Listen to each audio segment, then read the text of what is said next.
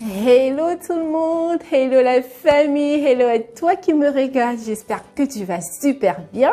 Et dans cette vidéo, je vais partager à nouveau avec toi une expérience que j'ai vécue lors de l'évangélisation. Une fois de plus, j'ai eu à cœur de partager cela avec toi. Donc, je me présente. Je suis Désirée et sur ma chaîne, je partage avec toi la parole de Dieu, également mes expériences dans ma vie de foi et beaucoup d'autres thèmes. Je t'encourage à regarder dans la playlist pour voir tout ce qui se partage sur cette chaîne. Et donc, aujourd'hui, on se retrouve dans une nouvelle vidéo où je vais partager avec toi l'une de mes expériences vécues lors de mes sorties d'évangélisation. Donc, si tu n'as pas encore vu l'une des vidéos que j'ai postées dans ma playlist concernant toujours une sortie d'évangélisation où je te faisais part de l'expérience que j'ai vécue avec un jeune homme justement qui a refusé d'accepter le Seigneur Jésus dans sa vie parce qu'il trouvait que le chemin de Jésus, juste faire la prière du salut, accepter que Jésus vienne être le maître dans sa vie et que vraiment il devient une nouvelle personne, ses péchés sont effacés. Pour lui, c'était trop facile. Donc voilà, je t'encourage à aller regarder la vidéo si ce n'est pas encore fait, car tu seras certainement très édifié. Donc aujourd'hui, j'ai eu à cœur voilà, de faire un autre, je ne sais pas si toi, témoignage ou bien expérience, je préfère plus, que j'ai vécu lors d'une sortie d'évangélisation. Je crois que c'était même le même jour, donc pour ne pas faire que les vidéos soient longues, donc je les découpe comme ça en petits morceaux et c'est plus, voilà. Donc, nous avons rencontré également beaucoup de musulmans. Vraiment, il y a quand même assez de musulmans dans le monde.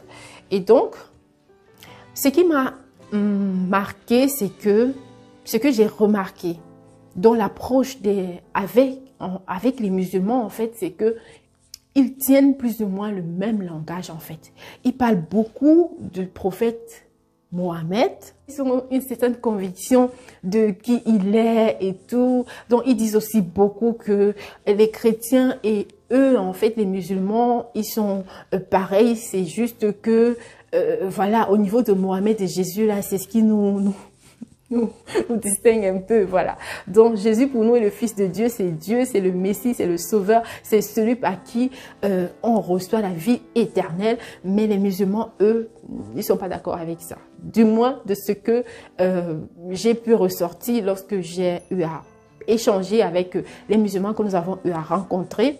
Mais il y a particulièrement une dame que nous avons rencontrée et qui m'a particulièrement marquée parce que elle avait une certaine conviction de ce qu'elle disait de sa vie en tant que musulmane, du prophète Mohamed et tout. C'est-à-dire, c'est comme tu défends une cause que en soi tu ne connais pas vraiment. Donc, ça ressemble un peu au fait que tu suis une doctrine ou bien tu parles de quelque chose que tu ne connais pas vraiment. Et ça m'a beaucoup interpellée. Et cela m'a fait encore rendre grâce au Seigneur Jésus de l'avoir rencontré.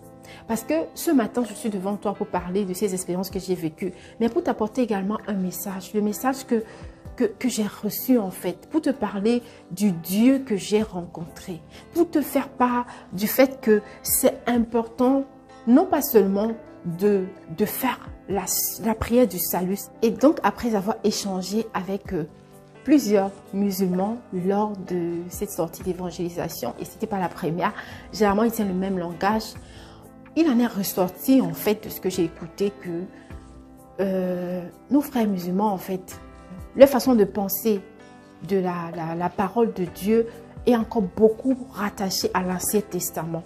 Parce que selon ce que la jeune dame a dit et beaucoup d'autres en fait que nous avons eu à aborder, ils sont beaucoup plus focalisés sur le fait que on est sauvé par les œuvres. C'est-à-dire, il y a tellement un strict en fait. Donc, j'ai eu l'impression quand on parlait que vraiment, pour eux, on est sauvé non pas par la grâce, mais par nos œuvres. Donc, c'est vraiment ce qui ressortait des échanges que j'ai eus avec les musulmans que j'ai rencontrés en fait lors de l'évangélisation. Et cela m'a fait comme... Je me disais, Seigneur, quand tu dis en fait que ton peuple périt faute de connaissance. C'est vraiment quand on fait face à de telles expériences qu'on se rend compte à quel point la parole de Dieu est vérité. Il est écrit dans Éphésiens 2, versets 7 à 9. Car c'est par la grâce que vous êtes sauvés, par le moyen de la foi. Et cela ne vient pas de vous, c'est le don de Dieu. Ce n'est point les œuvres afin que personne ne se glorifie.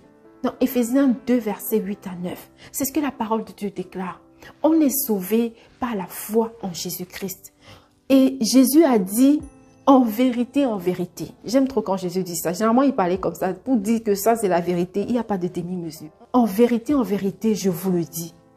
Celui qui croit en moi a la vie éternelle. Et dans Jean 14, verset 6, Jésus dit encore, Jésus lui dit en répondant à l'un de ses disciples qui posait aussi le même genre de questions là en fait. Que mais, c'est-à-dire les questions que tu te poses aujourd'hui quand tu vas évangéliser et même les questions qu'on se pose en tant que chrétien, c'est les questions que les disciples de Jésus se posaient aussi. Donc c'est normal en fait. C'est juste que tu es en train de chercher la vérité, mais sauf que quand la vérité vient, il faut vraiment accepter cette vérité. Concernant le fait que le père et le fils, finalement, tu es le père ou tu es le fils, ou bien, en fait, je suis un peu embrouillé là, Jésus. Dis-moi un peu vraiment, fais-nous connaître le Père, tu vois. Et donc, Jésus lui dit, je suis le chemin, la vérité et la vie. Nul ne vient au Père que par moi. Jésus dit dans Jean 14, verset 6, je suis le chemin, la vérité et la vie. Nul ne vient au Père que par moi. C'est-à-dire que le salut passe par Jésus-Christ.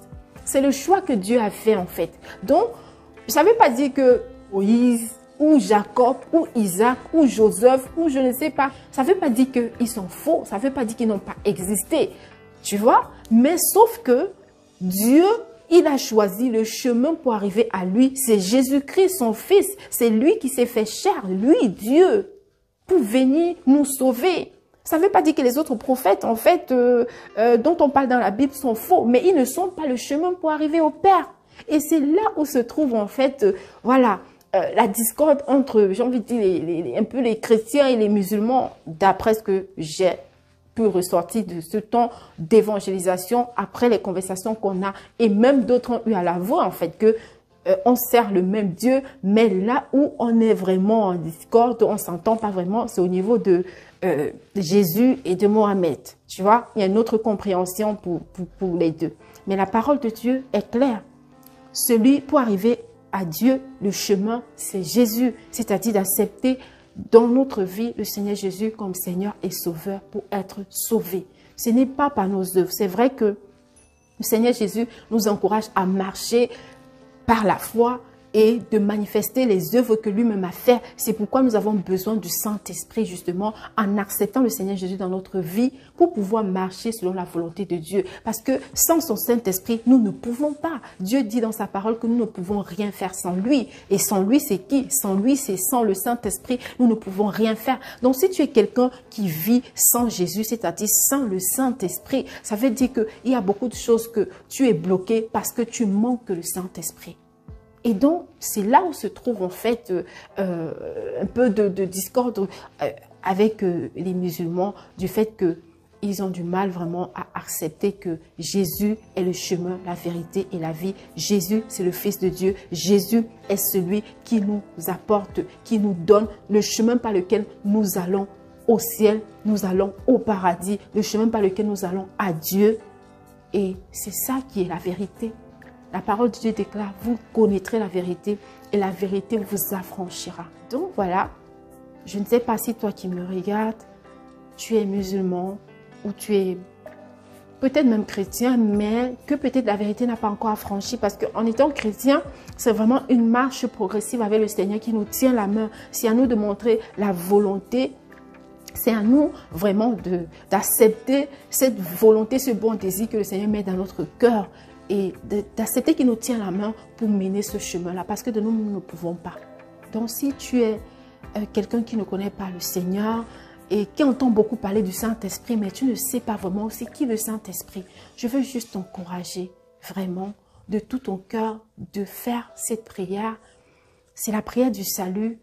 par laquelle tu demandes pardon pour tes péchés et acceptes le Seigneur Jésus dans ta vie comme Seigneur et Sauveur. Et après cette prière, le Saint-Esprit vient dans ta vie, il vient habiter en toi. Et désormais, par sa grâce, tu marches non plus par la chair, non plus par ta volonté personnelle, mais tu marches par l'Esprit, c'est-à-dire par la volonté de Dieu. Ce n'est plus toi qui vis, c'est Christ qui vit en toi. Il vient te capaciter là où tu avais des défaillances.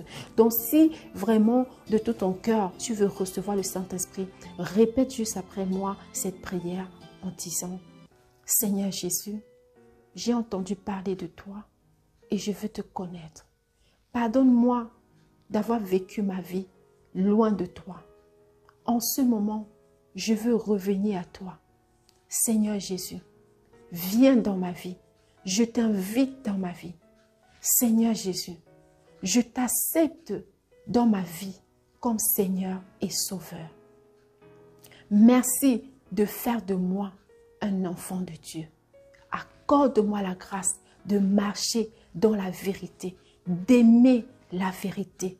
Accorde-moi la grâce et la force d'accomplir la destinée qui a été préétablie pour moi avant même que je ne sois formée dans le ventre de ma mère. Pour la gloire de Dieu. Au nom de Jésus. Amen. Donc, si tu as fait cette prière de tout ton cœur, le Seigneur Jésus est désormais le maître de ta vie. Tu as reçu le Saint-Esprit dans ta vie. Laisse-le cependant maintenant véritablement prendre véritablement le contrôle de ta vie. Lâche prise et laisse-le te guider. Désormais, tu es un enfant de Dieu. Le Saint-Esprit va t'aider à prendre conscience de qui tu es devenu et t'aider à marcher dans ta nouvelle vie de foi avec le Seigneur Jésus.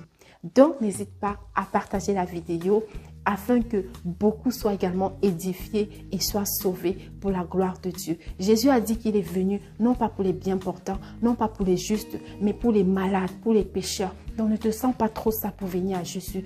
Il est venu pour toi qui te sens faible, pour toi qui te sens sale, pour toi qui te sens découragé. Il a dit, venez à moi, vous tous qui êtes fatigués, qui êtes découragés, je vous donnerai le repos. Tout ce qu'il demande, c'est que tu acceptes sa main tendue et le laisser te guider sur le chemin de la justice. Amen. Donc, prends soin de toi et on se dit à la prochaine dans une autre vidéo. Bye bye.